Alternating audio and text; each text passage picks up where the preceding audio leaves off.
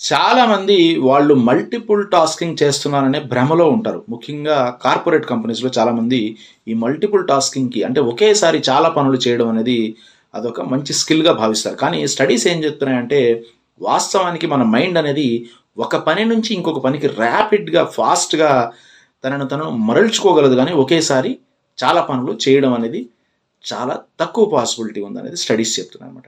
అంటే ఒక రకంగా మల్టిపుల్ టాస్కింగ్ చేయడం అంటే వాట్సాప్ ఆపరేట్ చేస్తూ మనం వీడియో కాన్ఫరెన్స్ కానీ ఏదైనా ఆన్లైన్ మీటింగ్ కానీ అటెంప్ట్ చేయడం లాంటిదనమాట. అలా చేయడం వల్ల మన ప్రొడక్టివిటీ 40% దాకా తగ్గుతుందని మన సైకలాజికల్ స్టడీస్ చెప్తున్నాయన్నమాట. సో మల్టిపుల్ టాస్కింగ్ చాలా వరకు చేయడం అనేది మంచిది కాదు. అది మన ప్రొడక్టివిటీని తగ్గిస్తుంది. ఒకే పనిని 25 నిమిషాల పాటు కంటిన్యూస్‌గా చేయడం వల్ల మన ప్రొడక్టివిటీ పెరుగుతుంది. కానీ ఈ విధంగా మల్టిపుల్ టాస్కింగ్ చేయడం వల్ల ఒక రకంగా మంచి కంటే అనర్థాలే ఎక్కువ. ఇలాంటి మరిన్ని మైండ్ హ్యాక్స్ తెలుసుకోవడం కోసం ఛానల్‌ని సబ్స్క్రైబ్ చేసుకోకపోతే సబ్స్క్రైబ్ చేసుకోవడం మర్చిపోకండి. వీడియో నచ్చితే లైక్ చేయండి. మీకు తెలిసిన వాళ్ళకి షేర్ చేయండి.